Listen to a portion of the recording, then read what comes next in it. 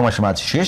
আগামীকাল জামায়াত ইসলাম সহ বিভিন্ন ইসলামপন্থী দলগুলোর যে একটি জোটের কথা বলা আছে, তারা একটা বড় ধরনের আন্দোলন কর্মসূচি ঘোষণা করেছে, সেটি কালকে হবে। এখন প্রশ্ন হলো, সরকারের কোর্টে পুরো বলটা, সিদ্ধান্ত সরকারকে দিতে হবে। সেক্ষেত্রে দুই জোট, বিএনপির জোট এবং সরকার জামাতের জোট, দুই দিকে সরকারকে যে কোনো একটা সিদ্ধান্ত দিতে হবে। হয় নির্বাচনের দিনেই ভোট, নির্বাচনের দিনেই গণভোট, মানে জাতীয় নির্বাচনের দিনে গণভোট, অথবা আগে। তো এখন দুইটা সিদ্ধান্ত বাকি আছে, কিন্তু দুইটা সিদ্ধান্ত, একটা সিদ্ধান্ত দিলেই কোনো একটা জোটের অ্যাগেনিস্টে যায়। সামনে কি এই বিষয়টির উপর ভিত্তি করে বাংলাদেশে বড় ধরনের নৈরাজ্যের সম্ভাবনা দেখছেন? বড় ধরনের নৈরাজ্যের দিকে শেষ পর্যন্ত যাবে না, কারণ হচ্ছে নির্বাচনটা সবার জন্যই দরকার। যদি বানচাল হয় তাহলে সবাই ক্ষতিগ্রস্ত হবে। সবচেয়ে বেশি ক্ষতিগ্রস্ত হবে জামাত ইসলাম, তারপর বিএনপি বড় দল হিসেবে তারা ক্ষতিগ্রস্ত হবে। এনসিপি জুলাই গণঅভ্যুত্থানের এরকম কথা তো আছে যে 54 বছরে যে দল, এরকম কথা আছে 54 বছরে যে দলটি কোনো ক্ষমতার কাছাকাছিও যেতে পারেনি, সেই দলটি এখন ক্ষমতার কাছাকাছি গিয়েছে, ক্ষমতা প্র্যাকটিস করছে। আপনাদের পক্ষ থেকে এরকম কার কথা বলছেন? জামাতের কথা বলছি সরাসরি। এরকম অভিযোগ আছে যে তারাই নির্বাচন পিছিয়ে গেলে তারাই সবচেয়ে বেশি সুবিধা পাবে।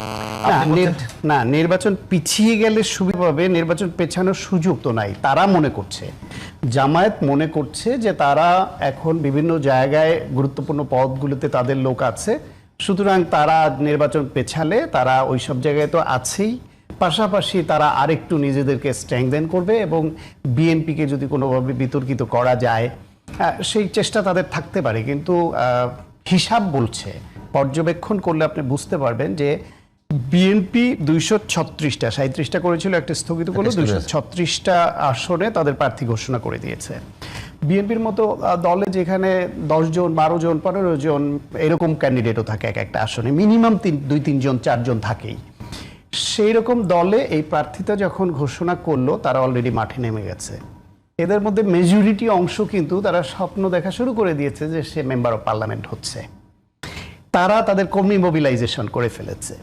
এই মুহূর্তে এই নির্বাচন যদি বানচাল হয়, আপনার কি মনে হয় যে তারা উঠে আসবে? আসবে না। তাহলে আজকে জামায়াত যে কর্মসূচি দিচ্ছে নির্বাচনকে প্রশ্নবিদ্ধ করা, বানচাল পেছানোর জন্য, বিএনপি খুব ধৈর্যের সঙ্গে এটা মোকাবেলা করছে, অত্যন্ত সতর্কতার সঙ্গে। জামায়াতের এই উস্কানিতে বিএনপি পা দিচ্ছে না। এর আগেও বিক্ষোভ সমাবেশ দিচ্ছে, পাল্টা সরকার যে আলোচনা দেয়নি। আমি শেষ করি, বিএনপি পাল্টা কর্মসূচি দেয়নি।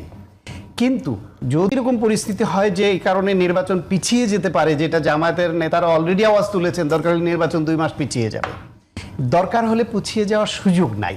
কারণ নির্বাচনে প্রার্থিতা ঘোষণা করার পরে বিএনপি কিন্তু কোনোবারই এত আগে প্রার্থিতা ঘোষণা করেনি। নিশ্চয়ই তাদের একটা রাজনৈতিক কৌশল আছে যে কেন বিএনপি এত আগে, তফসিল ঘোষণারও এত আগে তারা কেন প্রার্থী ঘোষণা করে দিল।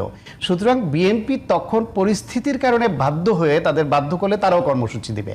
কর্মসূচি দিলে তখন যদি জামায়াত যদি রাস্তায় সাংঘর্ষিক রূপ নেয় এই দুই পক্ষের মধ্যে, পতিত ফ্যাসিবাদ যারা কয়জন বিদেশে গেছে, যে কজন বিদেশে গেছে, 16 বছর ধরে তারা যে অস্ত্রের ভান্ডার তৈরি করেছিল, বিভিন্ন ভিডিও ফুটেজগুলো আপনি তো দীর্ঘদিন সংবাদ মাধ্যমে একটু মেমোরিতে এনে দেখেন যে গোলাগুলি নিজেদের মধ্যে হতো, সেই অস্ত্রগুলো কোথায়? ইন্ডিয়া কি অবৈধ অস্ত্র সহ কাউকে প্রশ্রয় দিচ্ছে? যেতে দেয়নি তো। তাহলে পতিত ফ্যাসিবাদ গোষ্ঠী যারা এই দেশে চুপচাপ আছে এখন কৌশলগত কারণে, অবস্থানের কারণে সেই অস্ত্র তাদের হাতে আছে, তারা এই সুযোগটা নিবে। তখন অবধারিতভাবে এই বিএনপি এবং জামাতের সাংঘর্ষিক অবস্থান এবং ফ্যাসিবাদ গোষ্ঠী যে তখন সুযোগ গ্রহণ করবে, দেশের এমন পরিস্থিতি হবে তখন এই সরকার টিকবে না। তাহলে একটা শূন্যতা তৈরি হবে। সেই শূন্যতার সুযোগটা কাউকে শূন্য তো রাখা যাবে না, কাউকে না কাউকে তো দেশ পরিচালনার দায়িত্ব তখন নিতে হবে। সেটা কারা হতে পারে? মার্শাল্লাহ হতে পারে, সেনাবাহিনী অ্যাসিস্টেন্ট, অন্য কিছু হতে পারে। তাহলে কি আপনার এই জামায়াত, এই বিএনপি, এই এনসিপি কেউ মানে রক্ষা পাবে তখন? আপনার এই সংখ্যা যদি সত্য, শুধুমাত্র এখন জুলাইয়ের যে পক্ষ শক্তি যারা আছে রাজনৈতিক মাঠে, কিন্তু বিপক্ষ শক্তি কেউ নেই।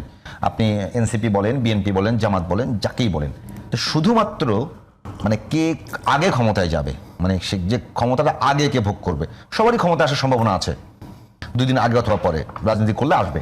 কে আগে ক্ষমতায় যাবে, একটা কারণে কি এত বড় দূরত্ব? না, সবাই ক্ষমতা আসার সম্ভাবনাও দেখছে না এরা। কে আগে যাবে সেই প্রশ্নটা মুখ্য না। এই যে বিএনপি বাদে বাকি সকল শক্তিগুলো তারা ধরে নিয়েছে আওয়ামী লীগ আর বিএনপি বাংলাদেশে এই দুইটা দল ছিল কম্পিট করার মতো বড় দল, অন্য কোনো দল ধারে কাছে ছিল না।